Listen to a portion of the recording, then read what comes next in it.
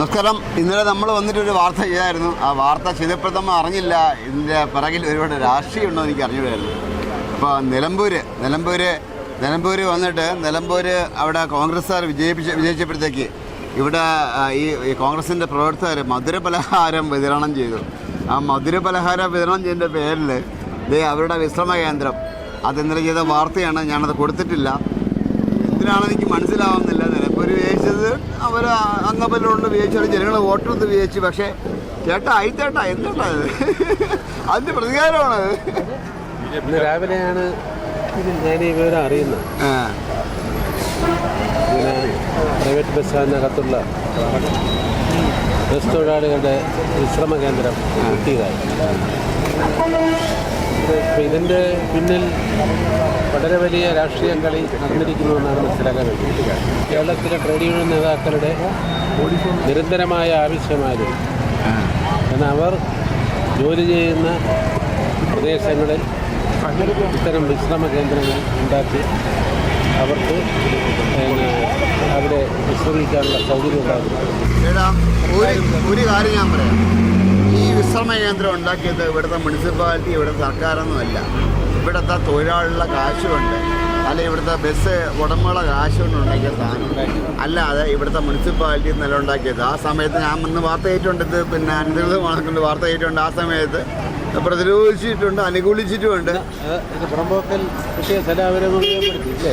ഇത്രയും കാലമായിട്ട് പ്രവർത്തിക്കുകയല്ലേ. ഇന്നലെ നിലമ്പൂർ ഇലക്ഷൻ വരുന്നവരെ കാത്തിരിക്കണമായിരുന്നു അവര്. തൊഴിലാളികൾക്ക് വിശ്രമ കേന്ദ്രം ഇതുപോലെയുള്ള സ്ഥലങ്ങളിൽ പുറമ്പോക്കുകളിൽ ചെയ്യുന്നതിൽ നിയമ തടസ്സങ്ങളില്ല.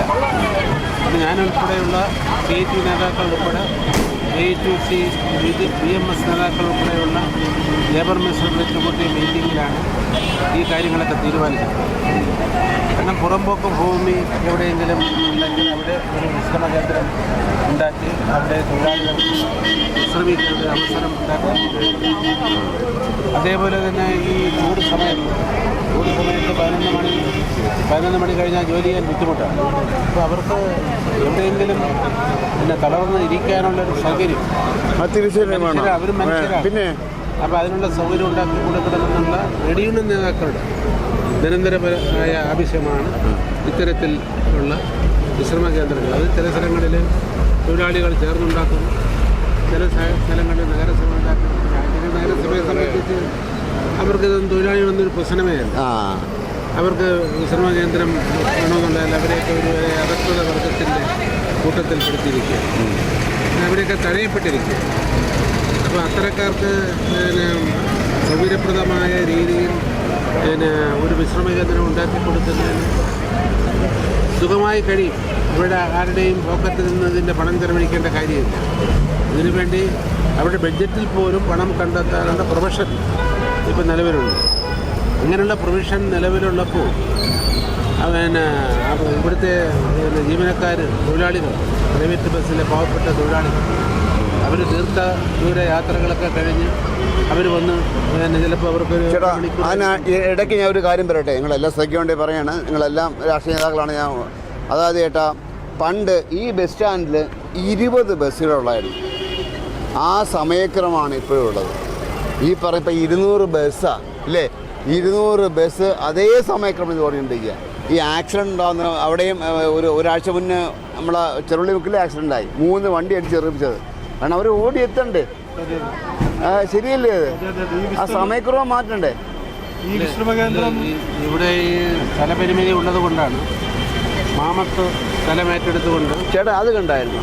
ആ ബിൽഡിംഗ് എന്ന് പറഞ്ഞു കഴിഞ്ഞാൽ അതിന് ഒരു ഉറപ്പില്ല. അതായത് അതിൻ്റെ കവറ് മാത്രമേ ഉള്ളൂ. തൂണ് ചെറുതാണ്. എത്ര വർഷമെന്നറിയോ അത്? നിയമവിരുദ്ധമായ നടപടിയാണ്. അപ്പോൾ ഇത് മാമത്ത് ബസ് സ്റ്റാൻഡും പാർക്കുകളിൽ എല്ലാ സൗകര്യങ്ങളും ഉണ്ടാക്കി കൊടുക്കുന്നതിനുള്ള നടപടികൾ ഇവിടുത്തെ നഗരസഭയുടെ മേലധികാരികൾ എന്ന് പറയുന്നവർ അവർ രഹസ്യമായി ആ ലാൻഡിൻ്റെ ഉടമകളുമായി ഇതിപ്പോൾ നഗരസഭയ്ക്ക് കൈമാറിയതാണ്. പക്ഷേ അത് നിലനിർത്തുവാൻ പോലും ഈ നഗരസഭയ്ക്ക് കഴിഞ്ഞില്ല എന്ന് പറഞ്ഞാൽ ഈ നഗരസഭ ഇതിൻ്റെ കാര്യങ്ങളൊക്കെ കുറേ കാലമായിട്ട് ഞങ്ങൾ സംസാരിക്കുന്നതാണ്. ഈ ഇവിടുത്തെ ഈ പ്രൈവറ്റ് ബസ് സംഭവം സംബന്ധിച്ച് ഇന്നലെ കാണിച്ചത് വളരെ മോശമായിപ്പോയി. കാരണം വെച്ചാൽ ചേട്ടാ, കാരണം വെച്ചാൽ നിലമ്പൂർ ജയിച്ചുകൊണ്ട് ഒരു മധുരപലഹാരം വിതരണം ചെയ്തുകൊണ്ട് ഈ സാധനം കൂട്ടിക്കൊണ്ട് പോയില്ലേ ചേട്ടാ? എന്താ പറയുക? ഈ മുനിസിപ്പൽ കാരണം അവർക്കൊന്ന് ഇരിക്കാനുള്ള സൗകര്യമായിരുന്നു ഇവിടെ. മുനിസിപ്പൽ ബസ് സ്റ്റാൻഡിനകത്ത് തന്നെ നമ്മൾ കാണിച്ചു കൊടുക്കാം അനധികൃതമായിട്ട് ചെയ്തേക്കുന്ന സ്ഥലങ്ങൾ. ഇതിനകത്ത് അതിനൊന്നും മുനിസിപ്പാലിറ്റിക്ക് സമയമില്ല. മുനിസിപ്പാലിറ്റി എന്താണ് ചെയ്യണമെന്ന് വെച്ച് കഴിഞ്ഞാൽ, ഇന്നിപ്പോൾ ഏറ്റവും വലിയ ഒരു ദുരന്തമായിട്ട് ചെറുകിട കച്ചവടക്കാരെ ബാധിക്കുന്നതാണ് ഈ ഡിവൈനർ, ഈ വേജ് വെച്ച്. ഏകദേശം കച്ചവടക്കാരൻ നഷ്ടത്തിലാണെന്ന് പോകുന്നു.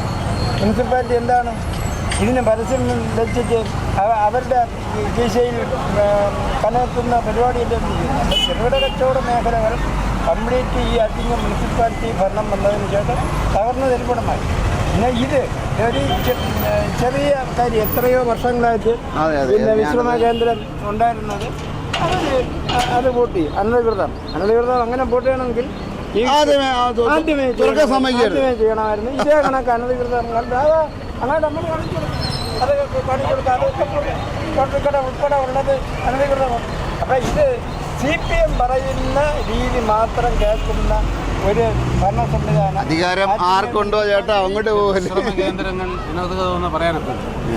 കാരണം ഇതുപോലുള്ള പുറമ്പോക്കുകളിൽ തന്നെയാണ് വിശ്രമ കേന്ദ്രങ്ങൾ എത്തുന്നതിന് ധാരണ ഉണ്ടായിട്ടുണ്ട്.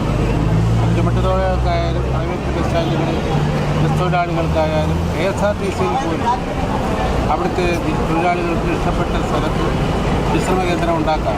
അവിടെ KSRTCയിലൊക്കെ വിശ്രമ കേന്ദ്രങ്ങളുണ്ട്. പക്ഷെ അവിടെ ഒന്നും ഇത് ബാധകമല്ല. പക്ഷേ ഏത് പ്രദേശത്ത് ആയാലും ശരി, ജോലി ചെയ്യുന്ന തൊഴിലാളികളെ സംബന്ധിച്ച് അവർ വന്ന് രാവിലെ എവിടെയാണ് വന്ന് ഇരിക്കുന്നത്. ചില ലേബേഴ്സിനെ നമുക്കറിയാം, അവർ ഏതെങ്കിലും ഒരു ജംഗ്ഷനിലായിരിക്കും വന്ന് കൂടുന്നത്. അവിടെ നിന്നായിരിക്കും ജോലിക്ക് വിളിക്കുന്നത്. അവിടെയും വിശ്രമ കേന്ദ്രം ഉണ്ടായി കൊടുക്കണമെന്നാണ്. തിരിച്ചവർ വരുമ്പോൾ അവർ ഉപയോഗിക്കാനുള്ള സ്ഥലം. ഉച്ചവരെ ജോലി കഴിഞ്ഞ് വരുന്നവരുണ്ട്. ചിലരൊക്കെ 1 മണിക്കോ 2 മണിക്കോ ടെക്നിക്കൽ ജോലികൾ ചെയ്യുന്നവർ. അവർ ചിലപ്പോൾ നമ്മുടെ വീടുകളിൽ വല്ല നന്നാക്കാനോ ഇലക്ട്രിക്കൽ വർക്കിനോ ഒക്കെ വന്നിട്ട് അവർ ചിലപ്പം തിരിച്ച് ഇവിടെ വന്നിരിക്കും. പിന്നെ ആരെങ്കിലും വന്ന് വിളിക്കുമല്ലോ. നമുക്ക് എവിടെയായാലും നമുക്കൊരു സ്ഥാപനം ഉണ്ടെങ്കിൽ, ഇപ്പോൾ നമ്മൾ ജോലി ചെയ്യാൻ പോകുമ്പോഴത്തേക്ക് ഒരു സ്ഥാപനം ഉണ്ടെങ്കിൽ അല്ലെങ്കിൽ വീടുണ്ടെങ്കിൽ നമുക്ക് കയറി ഇരിക്കുക. തീർച്ചയായിട്ടും. കാരണം അവർക്കിത് വേണ്ടേ? അതെ, ഈ ഒരു വിശ്രമ കേന്ദ്രം അടച്ചുപൂട്ടി തികച്ചും പ്രതിഷേധാർഹമാണ്. ഇത് ഇവിടുത്തെ ഈ ബസ് തൊഴിലാളികളോടുള്ള ഒരു ക്രൂരതയാണ് ഇവിടുത്തെ മുനിസിപ്പാലിറ്റി കാണിച്ചുകൊണ്ടിരിക്കുന്നത്. ചേട്ടാ, വേറൊന്നുമല്ല, നിലമ്പൂർ ജയിച്ചുകൊണ്ട് മാത്രമാണ്. 1 വർഷം മുന്നേ ഞാൻ ചൂണ്ടിക്കാണിച്ചതാണ് ഈ സംഭവം. ഇവിടെ അനധികൃതമാണ്, ഇത് പുറമ്പോക്കാണോ ഞാൻ ചൂണ്ടിക്കാണിച്ചപ്പോഴത്തേക്ക് ഒരു വിഷയമല്ലായിരുന്നു. ഇത്രയും വർഷം അവർ വർക്ക് ചെയ്തു. പക്ഷെ അത് എനിക്ക് തെറ്റായിട്ട് തോന്നുന്നു. കാരണം വെച്ചാൽ ഇവിടെ ബസ് തൊഴിലാളികളാണ് ഇതെല്ലാം ഉണ്ടാക്കി വെച്ചത്. അല്ലാതെ മുനിസിപ്പാലിറ്റി നഗരസഭയൊന്നും ഇവിടെ സഹായിച്ചിട്ടില്ല. ഇവിടുത്തെ ബസ് തൊഴിലാളികൾ ഒരേ കാശുകൊണ്ട് ഉണ്ടാക്കിയ സംഭവമാണ് അത്. പത്രക്കാരും മീഡിയക്കാരുമൊക്കെ നഗരസഭ ചെയ്യുന്ന തെറ്റുകൾ, ഈ സർക്കാർ ചെയ്യുന്ന തെറ്റുകൾ ഒക്കെ നിരന്തരം ചൂണ്ടിക്കാണിച്ചുകൊണ്ടിരിക്കുകയാണ്. പക്ഷേ ഇത് അവർക്കൊരു പ്രശ്നമേ അല്ല. ഈ തെറ്റുകൾ അവരാവർത്തിച്ചുകൊണ്ടേയിരിക്കും. അതിൻ്റെ ഫലമാണ് നിലമ്പൂരിൽ അവർ ആരും പ്രതീക്ഷിക്കാത്ത തരത്തിലുള്ള ഭൂരിപക്ഷത്തിലേക്ക് നമുക്ക് വരാൻ കഴിയും. ശരി, ഏതായാലും പറയാതിരിക്കാൻ നിവൃത്തിയില്ല. കാരണം ഞാൻ അന്ന് വാർത്ത ചെയ്തതാണ്. ഞാൻ വാർത്തയെ പറഞ്ഞു. കാരണം അതിന് പുറമ്പോക്കാണെന്ന് പറഞ്ഞപ്പോഴത്തേക്ക് അന്ന് എല്ലാവരും കൂടി എന്നെ എതിർക്കാൻ വന്നു. ഏതായാലും എനിക്കിത് പറയാതിരിക്കാൻ നിവൃത്തിയില്ല. കാരണം വെച്ചാൽ നിലമ്പൂർ ഇലക്ഷൻ വന്നുകൊണ്ട് മാത്രം അവിടെ UDF വിജയിച്ചുകൊണ്ട് മാത്രം ഇത് പൂട്ടിക്കൊണ്ട് പോയി.